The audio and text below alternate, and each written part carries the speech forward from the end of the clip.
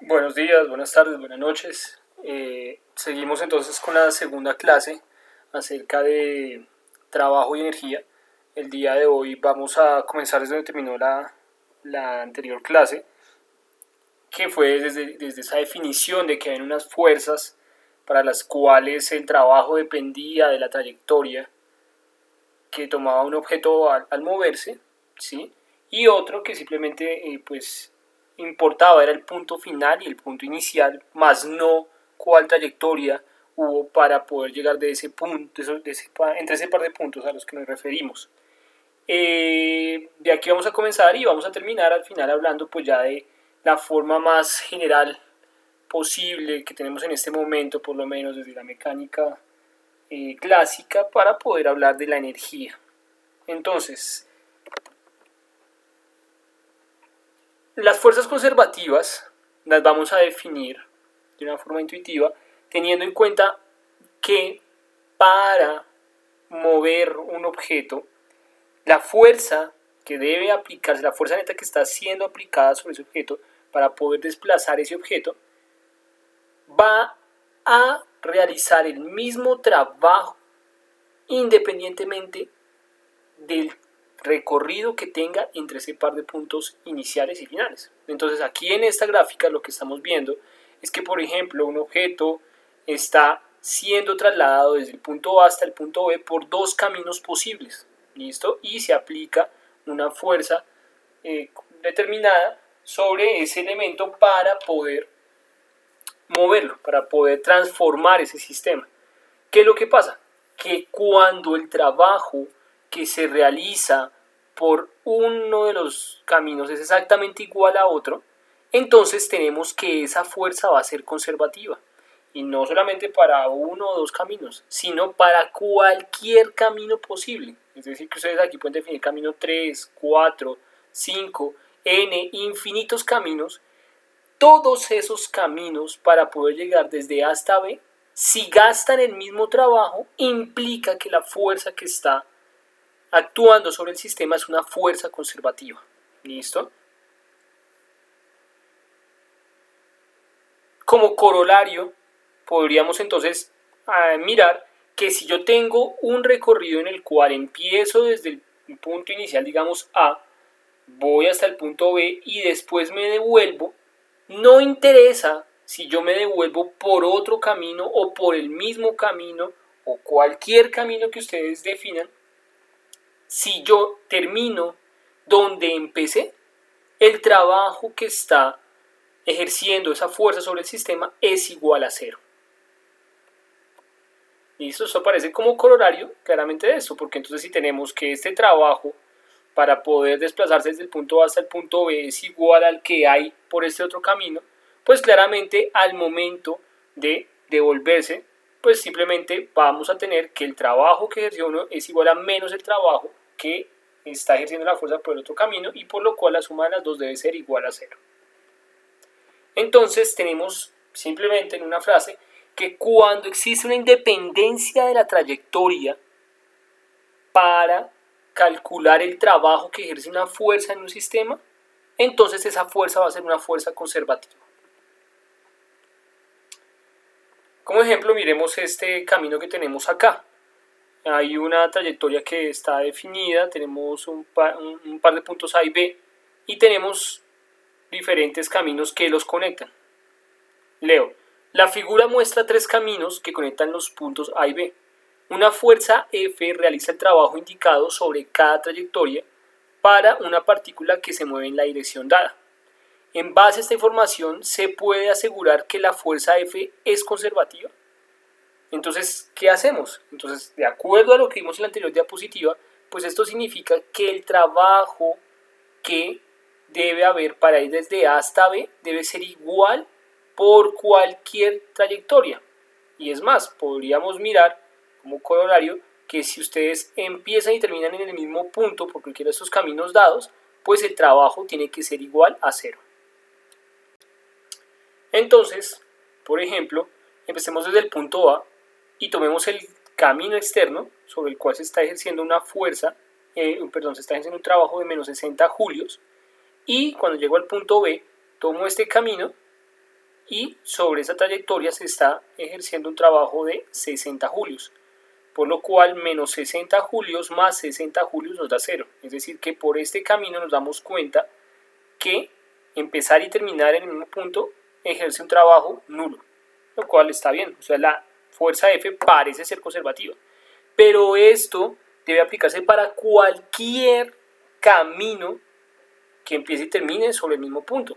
Es decir, que si ahora yo empiezo en A y voy a B por este camino, en el cual tengo 60 julios que se está ejerciendo de trabajo, y me devuelvo por este otro, encuentro que la suma de los trabajos es igual a 120, por lo cual entonces nos damos cuenta que existe por lo menos un camino, un loop, para el cual esta fuerza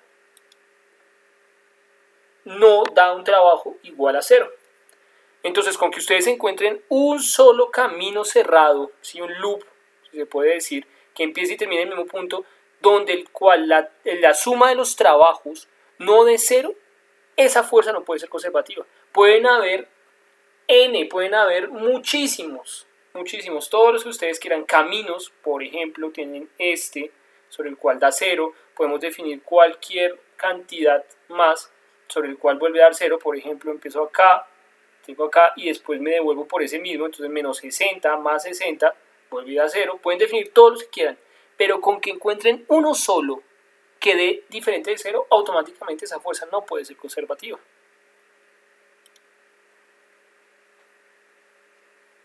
Miremos unas propiedades que tiene el trabajo que realiza una fuerza que tiene estas características. Por un lado, es una fuerza que es independiente de la trayectoria, ya lo hemos estado recalcando.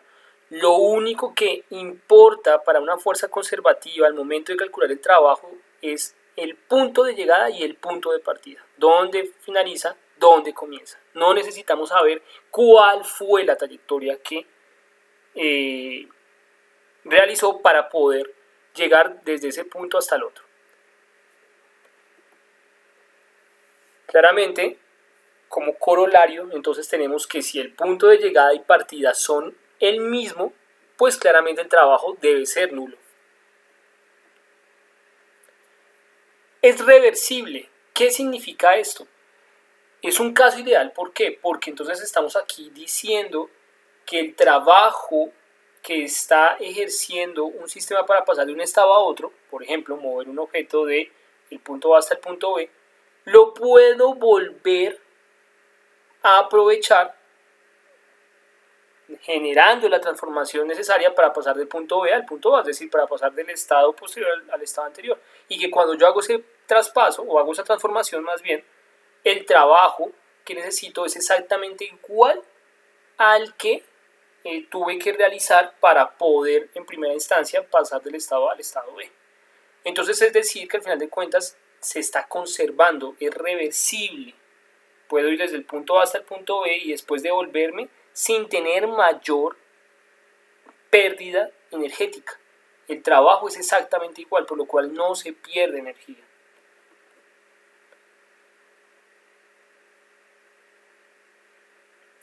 Vamos entonces a entrar a definir a continuación esta otra parte de la energía, que como recordarán en la anterior clase habíamos hablado de energía cinética, ahora tenemos que hablar de energía potencial. Y vamos a encontrar que esa energía potencial se puede expresar o se puede definir, listo, para fuerzas conservativas, de tal manera que solamente dependa de los puntos finales e iniciales, listo, es decir, que vamos a asociar la energía potencial a un tipo de fuerza que sea conservativa. Por ejemplo, estos tres tipos de fuerzas son fuerzas conservativas. La fuerza gravitacional, es decir, el peso que sentimos debido a la atracción que nos hace la Tierra a nosotros. La fuerza elástica, la fuerza que asociamos a un material con estas características, un resorte, por ejemplo.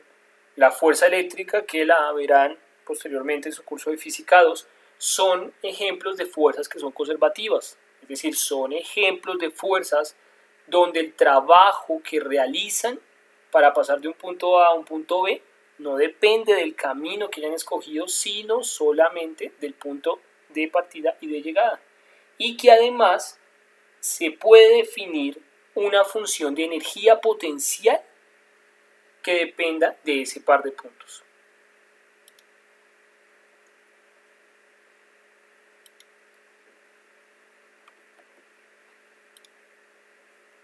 Entonces miremos un ejemplo. Tenemos acá un bloque de queso que está sobre una, bueno, digamos superficie que le permite deslizarse sin mayor problema, sin mayor fricción, en otras palabras, desde ese punto A hasta ese punto B. Listo, ese bloque de queso tiene una masa de 2 kilogramos y nos dicen que ese queso viaja a una distancia de 2 metros a través de esa pista, a través de esa superficie que tiene esa forma. ¿Listo? Es decir, que de acá hasta acá la suma o la trayectoria que está, la distancia que está recorriendo ese bloque es de 2 metros. Bien. Nos dicen además que la distancia vertical, es decir, la diferencia de las alturas entre este punto A y este punto B es de 2 metros. Entonces nos preguntan cuánto trabajo realizó el queso por la fuerza gravitacional durante dicho deslizamiento. Estaríamos tentados a pensar, sin haber ahondado ya en todo esto de fuerzas conservativas, en que sería necesario mirar o calcular el trabajo de acuerdo a la forma que describe la trayectoria de ese queso para pasar desde el punto A hasta el punto B. Si recuerdan, habíamos terminado la anterior clase diciendo que el trabajo era igual a la integral entre el punto inicial y el punto final, en este caso el punto A y el punto B, por el producto punto entre la fuerza que está en la fuerza neta sobre el sistema y la trayectoria, ¿listo? El vector de trayectoria, el vector diferencial que claramente pues nos va a permitir calcular ese trabajo infinitesimalmente en cada punto y por eso después integramos. Entonces, ¿qué es lo que sucede en este caso? Que si nosotros nos pusiéramos a hacer eso, pues claramente sería muy complicado. ¿Por qué? Porque la trayectoria que tiene este elemento pues no es una función trivial, no tiene una forma muy sencilla de poder ser expresada por medio de una función geométrica y entonces al integrar eso pues se va a convertir en un problema matemático, pues digamos de una dificultad media que no viene al caso. ¿Qué es lo que pasa? Que como necesitamos hallar el trabajo que está diciendo la fuerza gravitacional, entonces al ser la fuerza gravitacional una fuerza conservativa, lo único que necesitamos tener en cuenta es que para calcular ese trabajo debo saber es el punto inicial y el punto final. No me interesa cuál trayectoria está tomando. Bien. Entonces, teniendo eso en cuenta, pues yo puedo más bien definir un camino que sea mucho más sencillo de poder integrar, de poder aplicar esta definición para poder hallar dicho trabajo. En este caso, entonces, pues pueden ustedes idear, pensar un camino el más trivial posible entre el punto A y el punto B. Este es, por ejemplo, el camino más sencillo para poder calcular dicho trabajo. ¿Por qué? Porque démonos cuenta que entonces ahora, si yo aplico mi definición de trabajo, lo que debo hacer por un lado es calcular el producto punto entre la fuerza gravitacional, que es la que nos están viendo en este caso, por el desplazamiento en cada uno de estos dos sectores. Entonces, en este punto que encontramos que la fuerza gravitacional siempre va hacia ¿dónde? Hacia abajo, mientras que el desplazamiento siempre va hacia la derecha. Entonces, ¿qué es lo que va a pasar? Al ser dos vectores que son perpendiculares durante toda esta parte de la trayectoria, pues vamos a encontrar que el trabajo va a ser igual a cero. Recuerden, el producto punto entre un par de vectores perpendiculares es nulo.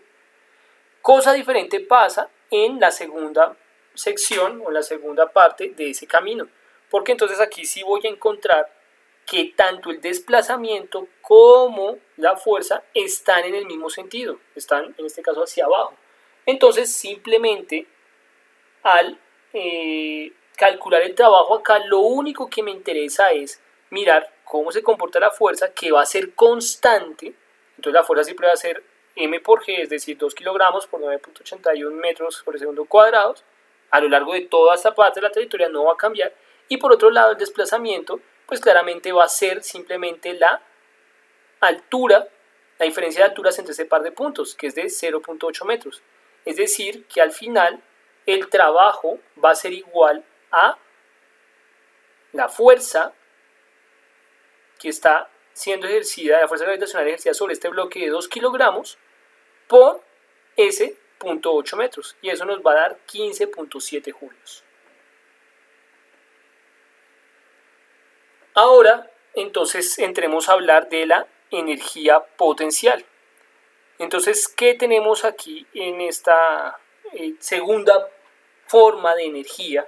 Teniendo en cuenta que pues, pueden haber muchísimas definiciones de energía de acuerdo a los intereses y al área en el cual se trabaje, pero que, como ya vimos, toda se reduce a hablar simplemente de la energía asociada al movimiento, la energía cinética, y ahora esta otra parte que va a ser la energía que vamos a asociar a un almacenamiento, una energía que está siendo albergada en el sistema, que está siendo retenida, que está almacenada en alguna interacción dentro del sistema.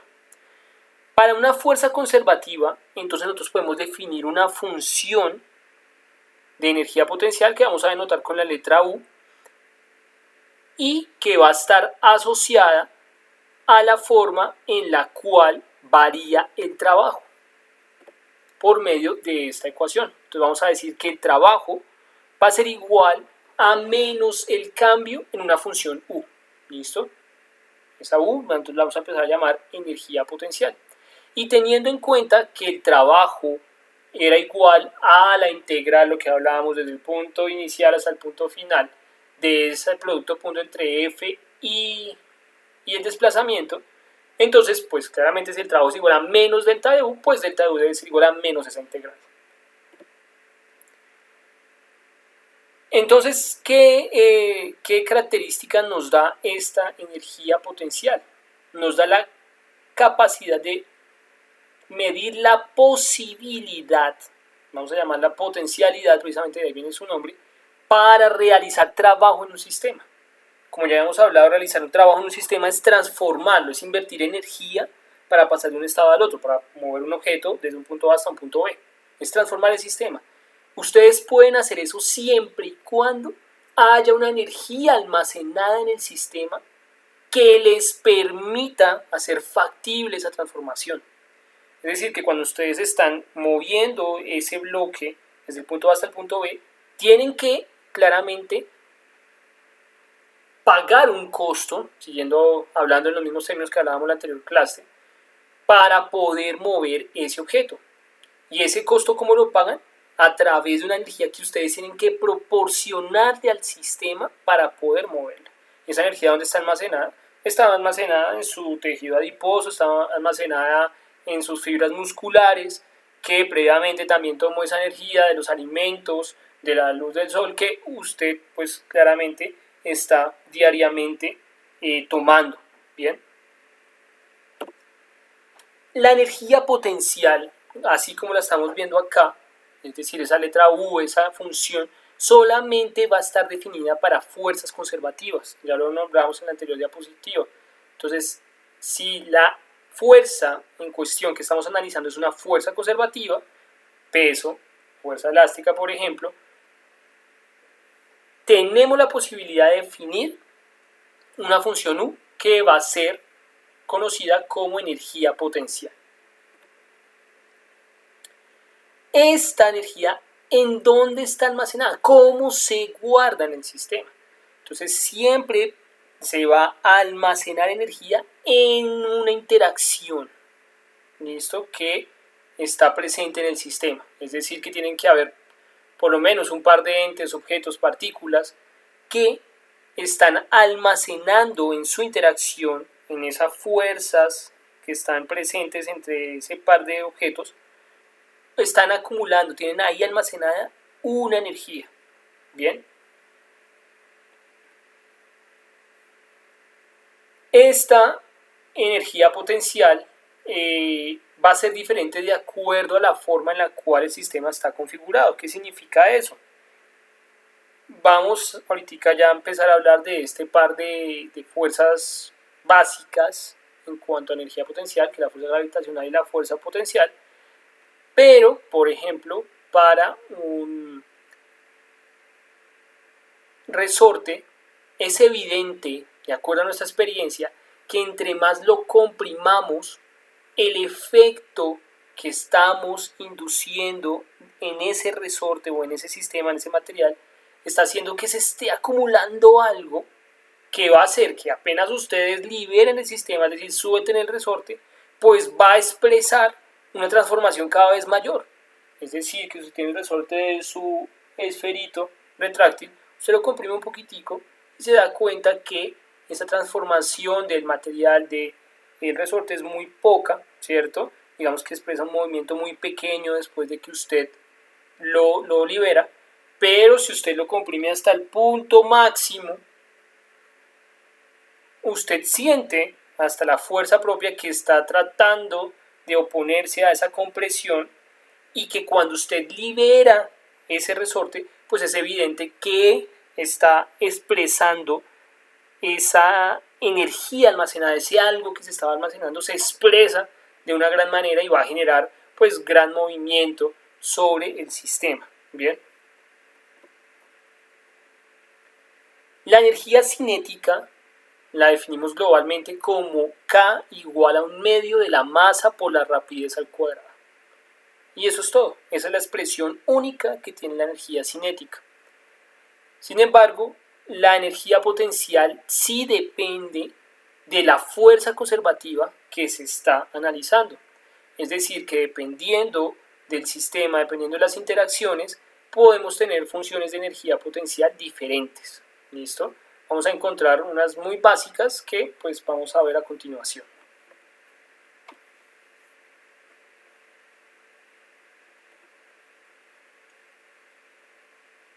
Entonces, tenemos que esta energía potencial, bien, la podemos entonces interpretar, podemos empezar a asumirla como el trabajo interno del sistema. ¿Listo? ¿Qué significa eso? Significa que, volviendo un poco al ejemplo del resorte, es que al momento en el cual ustedes están ejerciendo una fuerza en el resorte para poder comprimirlo, si asumimos entonces el resorte como un sistema aparte solo, él está captando energía, está almacenando esta energía, pero claramente se está haciendo de manera tal que existe un trabajo que se está ejerciendo sobre el sistema para que esta energía pueda ser almacenada. Entonces, ¿qué es lo que tenemos? Que esta energía potencial va a estar relacionada con un cambio energético que está sucediendo dentro del resorte, dentro del sistema. Entonces, de acuerdo a nuestra definición anterior, como hemos hablado, ese cambio, y eso va a ser importante, la energía potencial, siempre tenemos que pensar en términos de cambio de energía almacenada, va a ser entonces igual a una energía en un punto final, en un estado final, menos la energía en un punto inicial. Por lo cual, entonces simplemente haciendo aquí manejo básico algebraico, simplemente pasamos el término de la energía inicial al otro lado y vamos a llamar ese término la energía de referencia. Bien, es decir que al final a nosotros no nos interesa hablar tanto de una energía en un punto final, un punto inicial, o la energía potencial en un punto determinado, sino más bien siempre hablar del cambio en la energía potencial. Entonces, por eso esta definición de acá es la que cobra realmente importancia, porque siempre vamos a tener que el trabajo que está siendo almacenado en un sistema, el trabajo que está siendo ejercido en un sistema es igual a la energía potencial que está siendo almacenada sobre este. ¿Listo? Bueno, en realidad menos, ¿no? Teniendo en cuenta la relación algebraica. Bien. Entonces, tomando de esta cantidad que tenemos acá, definiendo esta cantidad de x, f de x, como un diferencial de energía potencial, entonces al final vamos a encontrar una relación importante entre la fuerza y la energía potencial. Y es que la fuerza va a provenir de una derivada de esa función de energía potencial. Es decir, que si ustedes ya tienen la función U, ya la conocen, la tienen analíticamente, solamente tienen que derivarla con respecto a la posición y ya pueden hallar la fuerza en esa dimensión asociada, teniendo en cuenta que tienen que multiplicarla por menos. Reitero eso mismo, no existe un valor absoluto, es relativo al punto de referencia. ¿A cuál punto de referencia? A este, a la energía de referencia que estamos tomando de acuerdo a nuestro sistema. Vamos a andar en esta analítica en los ejemplos que vamos a abordar. Entonces, de acuerdo a ello, pues por lo menos siempre podemos definir una configuración de referencia. Siempre es importante tenerla en cuenta, es decir, que ustedes pueden tener el resorte comprimido al máximo o elongado al máximo sin que se deforme, sin que se dañe el material, o simplemente sin elongar o sin comprimir. En cualquiera de esos tres estados, ustedes pueden tomar una configuración de referencia. Pueden tomarla como configuración de referencia y desde ahí empezar a hacer el análisis energético. Porque al final de cuentas lo único que interesa es el cambio en la energía potencial, no cuál estado, cuál es la energía potencial en cada estado, sino cuál es la diferencia de energía potencial entre el estado inicial y el estado final. Debido a la característica de que son fuerzas conservativas, la energía potencial siempre va a depender, o está asociada más bien, a la coordenada de posición. ¿Listo?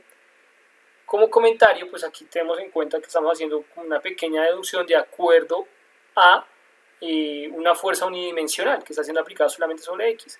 Pero para el caso más general, ¿listo? En 3 dimensiones, pues toca tener en cuenta que también tocaría hacer el mismo análisis en, por lo menos, en Y y en Z.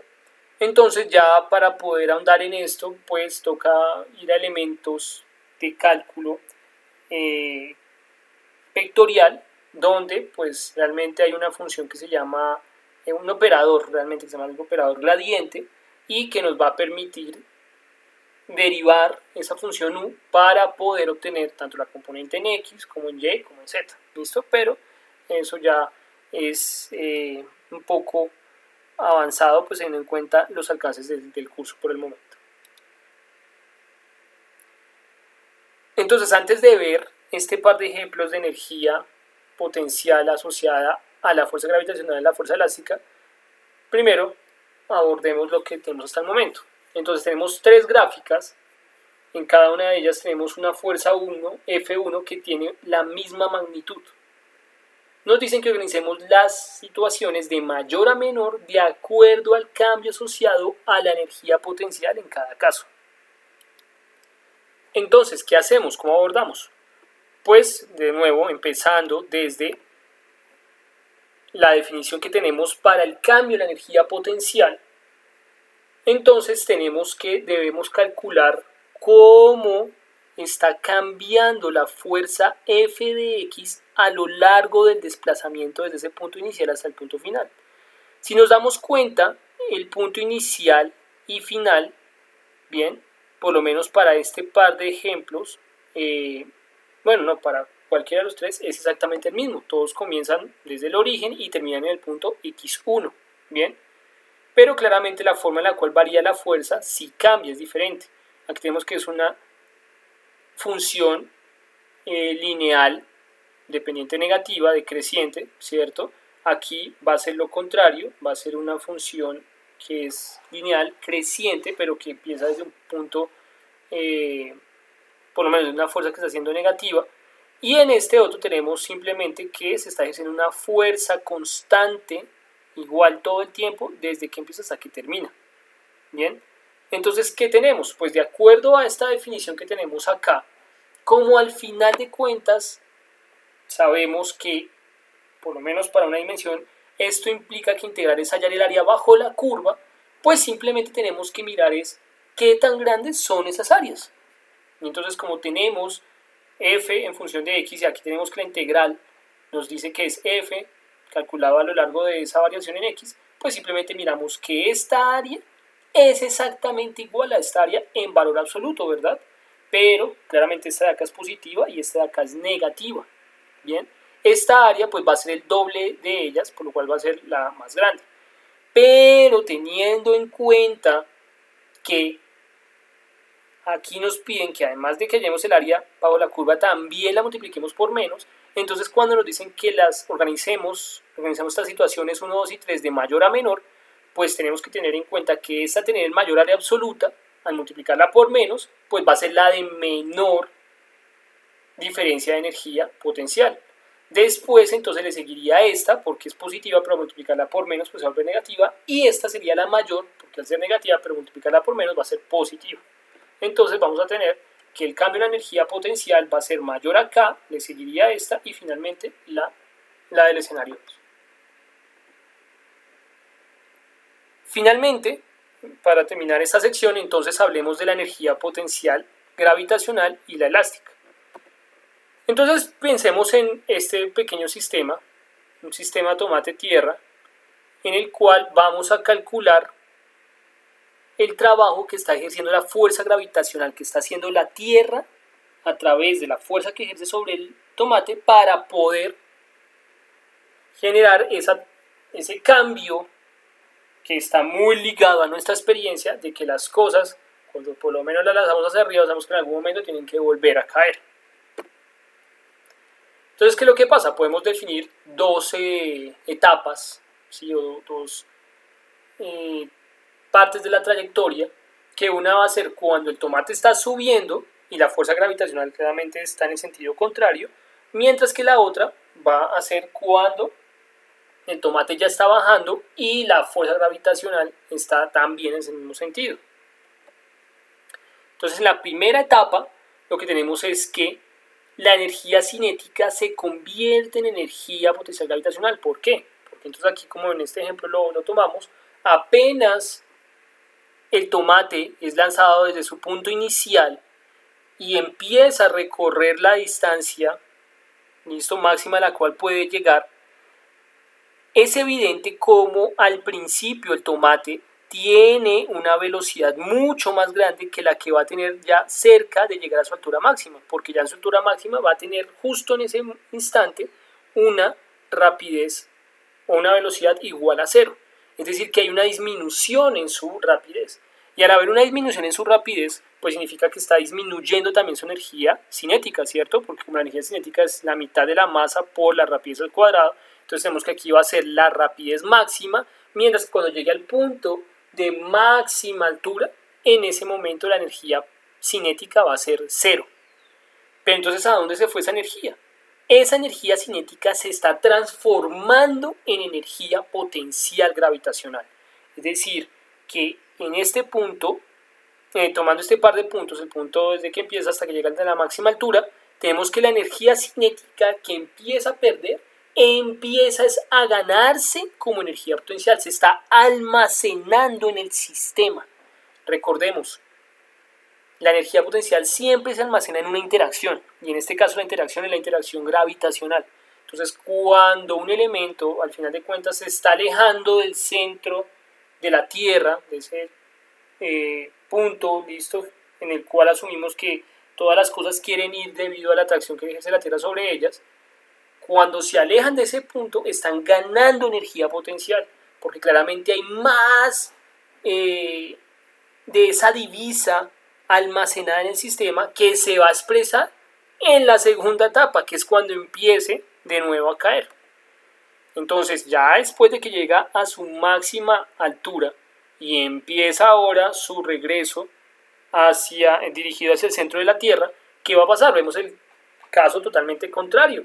Vemos es que la energía potencial, ese máximo que se alcanzó a albergar, almacenar en el sistema, ahora empieza a expresarse de tal forma que va a generar este movimiento, este cambio en el sistema. Y entonces vamos a ver cómo el tomate, que estaba en su altura máxima y tenía energía potencial máxima, empieza a expresar una energía cinética cada vez mayor, hasta llegar al punto de máxima energía expresada, que puede ser, digamos, cuando vuelve de regreso a la mano de la persona que la lanzó, o incluso pues ya después, si dejamos que caiga al suelo, pues se va a expresar una energía cinética que va a ser mayor de la que va a tener cuando fue lanzada, porque si la dejamos caer, pues claramente el momento en el cual pase por la misma altura, en ese momento la energía cinética que lleva en la etapa 2, cuando pase por la misma altura, es la misma que tenía cuando fue lanzada en el comienzo de la etapa 1. Pero si lo dejamos seguir cayendo, pues claramente va a ganar aún más rapidez, más velocidad, y por lo tanto entonces la energía cinética se va a volver más grande. Si eso pasa, significa entonces que la energía potencial, si gastamos más energía, significa que tiene que haber energía que ya estaba almacenada en el sistema. Y sí, claro que sí, porque ustedes cuando lanzan el tomate hacia arriba, ya de por sí, desde la altura que lo están lanzando, ahí ya hay una energía almacenada, porque claramente si ustedes quitaran la mano, pues el tomate va a caer, y eso implica que ya hay una energía almacenada en el sistema. Entonces, haciendo algo de matemáticas, teniendo en cuenta que el cambio de energía potencial está dada como menos la integral de f.dr, entonces, ¿qué es lo que tenemos acá? Que en las etapas lo que vamos a tener es que a medida que vaya esto pasando desde el punto inicial hasta un punto final, la fuerza siempre va a ir hacia abajo, por eso aparece como menos mg, y la fuerza gravitacional, ¿cierto? Menos por menos da más, y como mg no cambia, son valores constantes, pues salen de la integral. Es decir, que haciendo esta trivialidad, simplemente encontramos que el cambio en la energía potencial, es decir, la energía final menos la energía potencial inicial, debe ser igual a m por g por el cambio entre la posición de altura. ¿Listo? Es decir, que al final de cuentas vamos a tener que el cambio en la energía potencial debe ser igual a la masa por la gravedad por el cambio en la posición y, o lo que es lo mismo a la altura. Bien, entonces, ¿qué hacemos? Teniendo en cuenta que hablamos de esa energía potencial de referencia UI, nosotros podemos, para reducir esto, para hacerlo un poco más sencillo, tomar esa energía potencial de referencia en el punto inicial como cero. Es decir, que en este punto, cuando ustedes la están soltando, la están enviando hacia arriba, pueden tomar a esa altura como si fuera la energía potencial igual a cero. Y si eso es así, entonces esta expresión que tenemos acá se va a reducir simplemente a mg por y. Y eso es todo. ¿Listo? Esa va a ser entonces la expresión de la energía potencial para la fuerza gravitacional, teniendo en cuenta que el potencial de referencia es cero y que pues y va a ser la coordenada de altura. Miremos la energía potencial elástica ahora. Entonces la energía potencial elástica va a estar dada, o la vamos a ilustrar a través de lo mismo, de dos etapas. Una en el cual se está comprimiendo el material, se está comprimiendo el resorte, y otra en el cual ya esta energía que fue almacenada en el resorte empieza a ser expresada después cuando el bloque pues está desplazándose en el sentido contrario. Entonces, ¿qué es lo que pasa? Cuando el bloque se está moviendo hacia la derecha, por lo menos en nuestro gráfico, va a comprimir ese resorte de tal manera que la velocidad con la que venía en este punto, digamos que es el punto en el cual todavía no hay compresión del resorte, empieza a disminuir a medida que el resorte se empieza a comprimir. Eso es evidente, ¿verdad? Si ustedes lanzan entonces este elemento y toca este resorte o este material elástico y empieza a comprimirlo, lo que vemos es que la energía cinética, la energía asociada al movimiento de este elemento va a disminuir, pero esa energía cinética que está desapareciendo tiene que verse reflejada con una energía potencial, una energía que se está almacenando en el sistema. ¿Y en dónde se está almacenando? Se está almacenando en el resorte, se está almacenando en esa deformación momentánea que está teniendo el resorte y que después va a volver a ser expresada. ¿Listo? Entonces, cuando llega a su punto de máxima compresión, digamos, pues no es necesario que sea de máxima compresión, pero asumamos que lo lanzamos de tal manera que llega a su punto de máxima compresión, lo que tenemos es que después de eso, ¿qué viene? Pues claramente entonces empieza ahora el material que ya logró absorber toda la energía cinética y frenar ese elemento. Ahora va a empezar a expresar esa energía, es decir, la energía potencial que está almacenada empieza a expresarse de tal manera que ese objeto que lo logró comprimir ahora empieza a desplazarse hacia el otro lado y entonces a medida que la energía potencial empieza a expresarse, empieza a ser gastada, la masa de ese objeto empieza a ganar una energía cinética asociada a que ahora empieza a ganar cada vez más movimiento, pero esta vez en una tendencia contraria, porque antes mientras lo estaba comprimiendo, mientras lo comprimía se movía a la derecha, ahora que el resorte se está descomprimiendo, pues empieza el bloque a moverse hacia la izquierda. Entonces, haciendo el mismo cálculo, lo que tenemos es que la fuerza elástica, que está como menos K por X, recuerden que esta es la expresión de la fuerza elástica, menos K por la distancia de compresión o elongación. Entonces tenemos que, vuelve y juega igual que la anterior, menos con menos da más, K es constante, sale, ¿cierto? No está cambiando el material ni la constante, no está cambiando ninguna de las características del resorte, pero aquí sí tenemos que va a ser la integral de x, aquí me faltó, les pido disculpas, aquí es kx de x, aquí falta la x, y esto va a dar claramente una expresión en la cual la integral de esa x va a estar dada por un punto inicial y un punto final, entonces simplemente la integración de una función lineal que va a dar x al cuadrado sobre 2, ¿listo? Aquí también me faltó, en las diapositivas que van a estar en el avatar se los corrijo, discúlpenme, aquí va a ser x al cuadrado sobre 2 y al momento de reemplazar sí vamos a llegar a esta expresión que tenemos acá, ¿listo? Que va a ser igual a un medio de k por x final al cuadrado menos un medio de k por x inicial al cuadrado. Haciendo el mismo ejercicio que teníamos para el caso gravitacional, en el cual tomábamos la energía de referencia como cero, pues claramente entonces podemos asumir que al final la energía potencial va a ser igual a un medio de K por la compresión o elongación del material, en este caso el resorte, al cuadrado. ¿Listo? Entonces, para la fuerza gravitacional tenemos que va a ser mg por el cambio de la coordenada de altura en la coordenada y, mientras que aquí va a ser un medio de k por el cambio en la coordenada de elongación o compresión al cuadrado. Entonces, tenemos que, para finalizar, podemos ver cómo este ejemplo pues se puede revisar a través del cambio en las barras de energía potencial y cinética. Entonces, antes de comprimir el resorte no hay energía en el sistema masa-resorte, ¿cierto? O sea, es decir, aquí no hay nada almacenado, esto no se está moviendo, entonces la energía total, que va a ser igual a la suma de estas dos, pues va a ser igual a 0. Cuando la persona empieza a comprimir el resorte, entonces, ¿qué es lo que va a pasar? Que empieza a almacenarse una energía potencial en el sistema debido a la deformación momentánea de este elemento. Cuando llega a su máxima compresión, entonces tenemos que la energía que está almacenada en esta deformación es la máxima posible, ¿listo? Pero sigue sin existir movimiento en el sistema, no hay una energía asociada a una transformación evidente.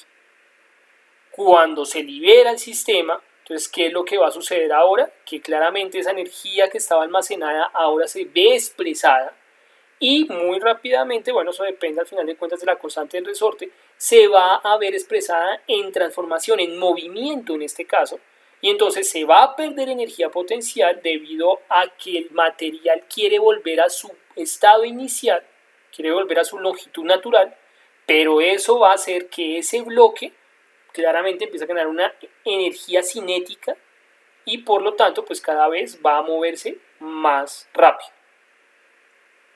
Finalmente, cuando ya el resorte llega a su elongación natural, es decir, sin comprimir, sin elongar, como estaba al principio, lo que tenemos es que ya no hay energía potencial almacenada porque ya está el resorte en su forma natural, pero toda esa energía que se comprimió, que nosotros dimos de nuestro cuerpo, que nosotros le proporcionamos del cuerpo al sistema masa resorte, ahora se ve expresada en el movimiento de este material, ¿listo? De este objeto. Y entonces toda la energía al final que nosotros le proporcionamos a ese resorte, ahora se ve expresada en el movimiento de ese bloque. Es de resaltar que la energía total, ¿listo?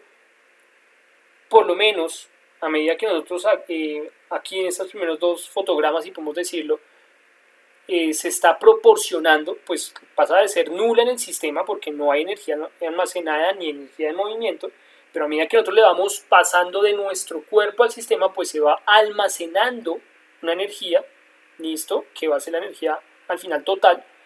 Aquí en este punto, cuando ya lo liberamos, nos damos cuenta cómo la energía potencial disminuye, la energía cinética aumenta, pero la energía total sigue siendo constante. Es decir, que desde este punto a cualquier otro fotograma que haya entre estos instantes, ¿listo? Vamos a tener que estas barras de energía potencial y de energía cinética van a variar, van a cambiar. Una va a disminuir mientras la otra aumenta, pero la suma de las dos siempre va a ser la misma. Es decir, que la energía total del sistema se conserva. Y esto pues, es lo más importante que vemos en esta sección.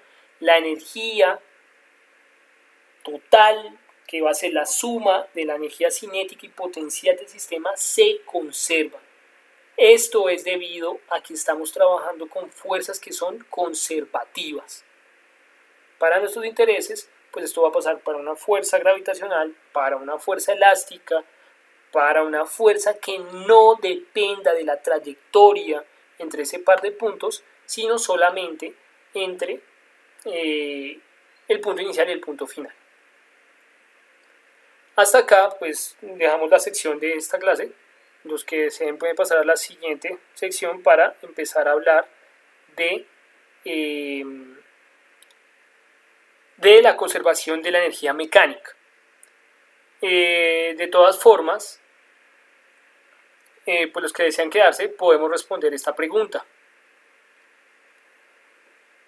Algo adicional, ¿cuánta energía es liberada por una bomba atómica? Entonces aquí pues esto ya es algo fuera del curso, pero que me parece interesante porque muchos de ustedes tal vez no van a tener la oportunidad nunca de hablar de esto. Bien, entonces para hablar de esto, reitero, adicional, tenemos que empezar a hablar por algo que ya habíamos tocado en la clase pasada y era acerca de esta ecuación que sin lugar a dudas nos remonta a la relatividad especial y a los aportes que hizo Albert Einstein, pero que digamos que estaba un poco mal interpretada, tanto la ecuación como el aporte que tuvo para el desarrollo de este lamentable implemento bélico.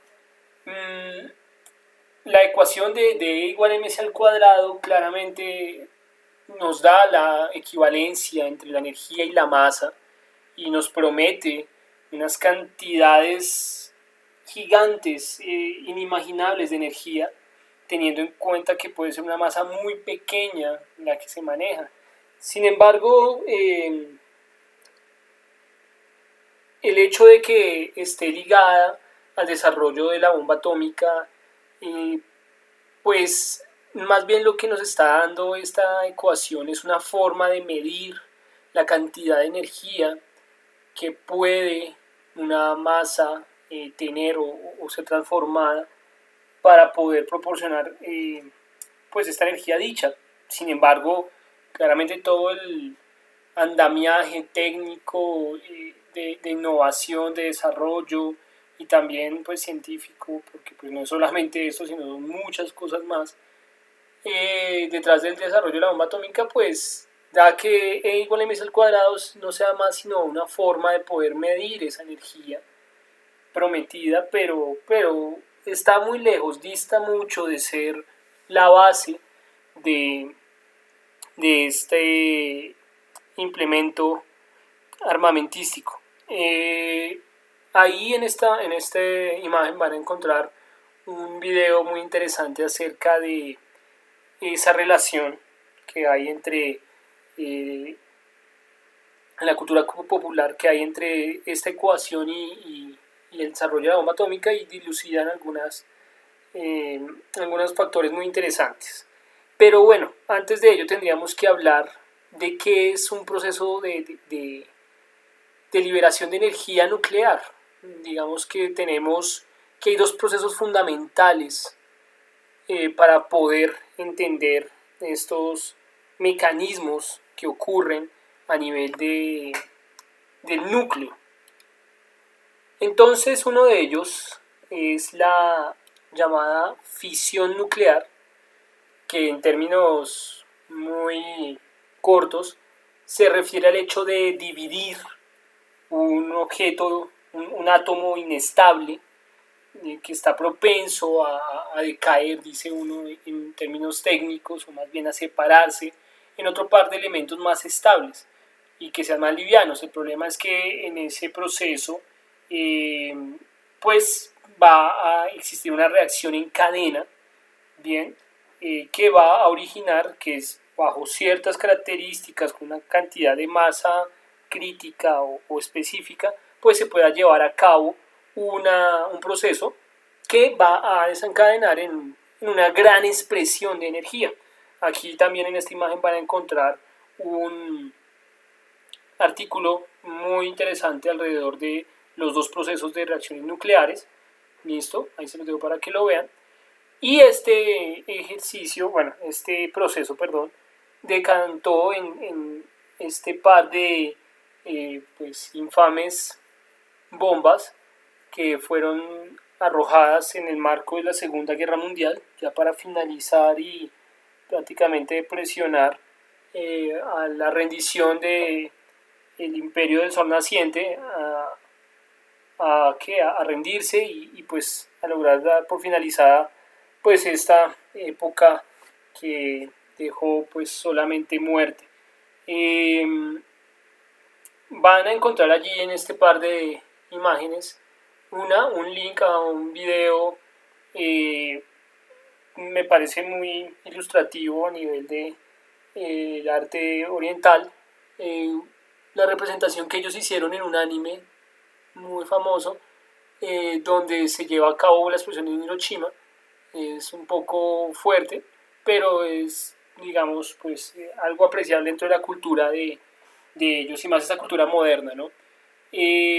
Por el otro lado, aquí les dejo un enlace a una serie de documentales, o un documental más bien, seriado, en Netflix, que se llama La Guerra Mundial a todo color, si mal no estoy. Muy interesante, la verdad me parece un documental muy enriquecedor.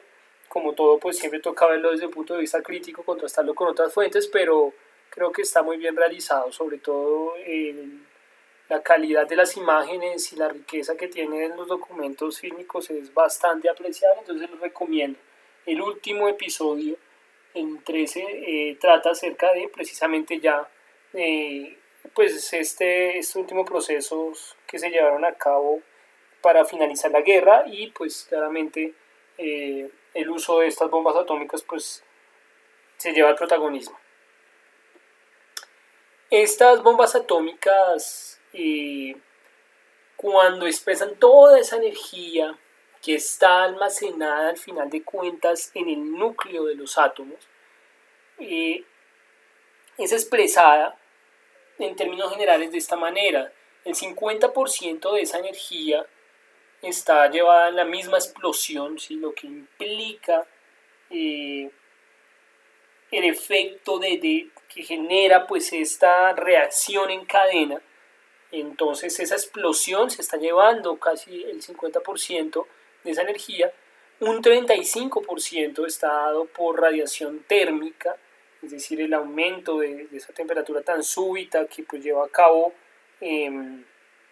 efectos muy impresionantes, hasta interesantes, en las inmediaciones de punto cero, ¿sí? Que es donde se conoce pues como el punto donde eh, explota pues esta bomba. Los puntos cercanos realmente sufren como un proceso de evaporación, podríamos decirlo, que tiene un término más técnico, eh, que pues lleva a situaciones donde, por ejemplo, eh, la sombra de una persona prácticamente queda pues plasmada sobre unas escaleras en Hiroshima o en Nagasaki, no recuerdo esa foto tan famosa de qué lugar es, pero es impresionante ver precisamente cómo queda la silueta de una persona marcada en el tiempo, pues debido a estos efectos eh, tan vastos a los que somete un cuerpo humano ante una explosión de estas. El 15% restante está pues más que todo relacionado con radiación nuclear, radiación ionizante también. Este pues claramente es uno de los efectos también más complicados ya después de que la explosión se haya llevado a cabo. Sabemos que existe un remanente de radiación perjudicial para la salud. Lo podemos documentar a través de diferentes lugares donde han sido pues probadas estas bombas, porque bueno, aunque estas dos han sido las únicas que se han utilizado dentro del marco de un conflicto bélico, pues la cantidad que prolifera de bombas nucleares es supremamente grande, la cantidad de países que las han logrado desarrollar también ya es muy apreciable y se han usado muchísimas, pero ya a nivel más que todo de pruebas para testeos que se realizan en el desarrollo de estos implementos. Entonces sí, hay muchos lugares en el Océano Pacífico, algunos en los desiertos de Estados Unidos, en lugares de Siberia, donde pues se han arrojado bombas y siempre queda estos remanentes de radiación nuclear. En este gráfico, infográfico, pueden más o menos darse cuenta cuál es la magnitud de las bombas que fueron utilizadas en Hiroshima y Nagasaki comparadas con la mayor pues explosión que se ha generado de este tipo ya en unas pruebas que fue a través de la bomba del SAR o la Tsar Bomb, que pues ha sido la explosión artificial generada por nosotros pues más grande. Aquí si se logran dar cuenta pues tenemos una comparación entre los tamaños de los hongos característicos de estas explosiones con el monte Everest, pero pues pueden ver que al lado pues tienen algunas relaciones con bombas de testeo que han hecho países como Francia, Estados Unidos y la Unión Soviética en su momento, que aparece como Rusia. Estas alturas que aparecen allí están en pies, entonces pueden darse más o menos una idea de lo impresionante que tuvo que haber sido esa última explosión, que pues de la cual se tiene registro. Estos efectos son supremamente pues devastadores. Todavía hay mucha investigación alrededor de lo que sucede a los organismos vivos y también inertes cuando suceden este tipo de explosiones. Ahí en estas tres gráficas acaban de encontrar información en inglés lastimosamente, pero es información muy interesante. No más las gráficas y las imágenes que muestran son muy reveladoras alrededor del uso de las bombas atómicas. Acá van a encontrar información acerca de esa bomba Tizar que les comento, y acá van a encontrar prácticamente la respuesta a esta pregunta que hacemos acá. Es un simulador muy bien realizado que nos permite pues más o menos fijarnos cuál puede ser el efecto a nivel de una ciudad como Bogotá o cualquier otro lugar del mundo de la detonación de una de estas bombas. Van a encontrar bien caracterizado por diferentes nomenclaturas los efectos que ocurren en un radio pues determinado de acuerdo a la potencia de esa explosión. Esas potencias son medidas de acuerdo a una comparación que se hace con la dinamita. Entonces de ahí pueden sacar específicamente la respuesta a esa pregunta que nos motiva a hablar de este tema. Tenemos, sin embargo, pues también la otra cara de la moneda. La energía nuclear no debe asociarse específicamente a estos problemas políticos al final de cuentas, sino que también pues está la parte de la generación de una energía útil para el consumo humano, para el consumo de las ciudades, de las sociedades. La energía nuclear tuvo su pico prácticamente dentro del marco de la Guerra Fría, incluso hasta los 80s, y bueno, pues la proliferación de plantas energéticas que utilizaban ese tipo de tecnología fue bastante amplio. Aquí van a encontrar una lista de todos los reactores nucleares que fueron por lo menos proyectados en el planeta. Muchos de ellos se hicieron realidad, otros fueron pues digamos clausurados o fueron dados de baja a lo largo de su planeación o construcción, y algunos pocos pues tal vez fueron conmemorados ya en la historia de la humanidad después de haber generado problemas realmente graves como el de Chernóbil, que creo que para todos es diciente y espero que todos lo conozcan. Aquí en este link van a encontrar pues una promoción, un tráiler de la ya famosa serie producida por HBO, que nos cuenta desde el punto de vista del marco occidental cómo fue este proceso, que se llevó a cabo en 1986 y que pues dejó marca en una generación y lamentablemente, lo más lamentable, en el planeta. Entonces tenemos que la energía nuclear al final de cuentas aparece como una promesa esperanzadora de energía limpia, que tiene pues de todas formas consecuencias muy graves si no sabe manejarse, y que aún con la tecnología que se maneja actualmente pues deja efectos no deseados que están más que todo relacionados con los desechos tóxicos y radiactivos. Esos desechos están relacionados precisamente porque en estos procesos de fisión estos elementos pesados que aparecen son pues digamos bastante perjudiciales en general. Hay una gran cantidad de tecnologías, materiales, elementos que se usan como uranio y plutonio, cada uno tiene sus diferentes características, pero en general pues los procesos que se usan actualmente para la generación de energía están alrededor de la fisión. Pero habíamos hablado que existe un segundo proceso.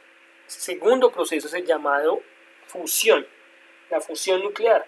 Y la fusión, a diferencia de la fisión, está enfocado, como su palabra lo dice, en juntar, en lograr fusionar, valga la redundancia, un par de elementos momentáneamente para que después decaigan en un proceso donde se va a liberar una gran cantidad de energía. Ahí en ese gráfico ven un par de elementos que se conocen como deuterio y tritio. Estos elementos son isótopos del hidrógeno. Si recuerdan, el hidrógeno es simplemente un protón y un electrón, no es más, pero existen otro par de isótopos adicionales en el cual el deuterio tiene un neutrón adicional y el tritio tiene 2 neutrones adicionales. Cuando estos dos elementos logran ser fusionados a través de procesos de colisiones donde se necesita una gran cantidad de energía para que eso suceda, se crea momentáneamente pues este proceso en el cual tenemos ese átomo o ese conjunto por lo menos de partículas nucleares juntas, va a generar que después de que haya algo más estable, que va a ser un átomo de helio, que el helio es el siguiente elemento después del hidrógeno, que está compuesto por dos protones, y en este caso pues va a salir un isótopo con 2 neutrones, y el neutrón adicional pues va también a salir expulsado con una gran cantidad de energía que va a generar que ese proceso se pueda seguir llevando a cabo con el resto de materia que pues está fusionándose. Este proceso se puede evidenciar más que nada en el Sol. Entonces, pues cuando les pregunten por qué el Sol brilla, por qué el Sol tiene tanta energía, pues la respuesta es en la fusión. Porque aquí adentro esto es un motor, una máquina que está constantemente transformando hidrógeno en helio y que en ese proceso está expresando un montón de energía para poder al final pues iluminar todo este rincón de la galaxia, nuestro sistema solar. Van a encontrar un par de videos acá, uno es un artículo, de la BBC, muy interesante acerca de la promesa que la fusión nos da como humanidad para poder manejar la energía nuclear de una forma mucho más limpia. Realmente, si llegáramos a controlar la fusión en frío, que se llama, la fusión a bajas temperaturas, podríamos pensar en una promesa de una sociedad diferente. Y acá van a encontrar un video muy interesante acerca del Sol. Tenemos entonces al final pues esos dos paralelismos, o sea, tenemos que la energía nuclear tiene sus desventajas, sus grandes riesgos, dado por esta parte bélica o también por estos graves desastres que han ocurrido en Chernóbil, en 3 Mile Island o en Fukushima recientemente, o tenemos una promesa de una nueva fuente de energía donde las tradicionales fuentes como las dadas por el carbono y el petróleo, al fin de cuentas los combustibles fósiles, pues pueden ser desechados y todos sus efectos ambientales, políticos y económicos pueden empezar a menguarse si se realiza una transición a una energía nuclear responsable y limpia. Van a encontrar acá una serie de 3 videos muy interesantes. Uno a través de esto que les comento, se lo resumen en 5 minutos. Uno en el cual dan 3 razones a favor del desmantelamiento del uso de la energía nuclear en la sociedad, y otro video donde son 3 razones para poder seguir investigando e implementar el uso de la energía nuclear. Listo, con esto pues les dejo esta parte adicional, quería sacarlo para que pues por lo menos no quede nunca en algo que no puedan documentarse. En la siguiente sección vamos a empezar a hablar entonces de la conservación de la energía mecánica.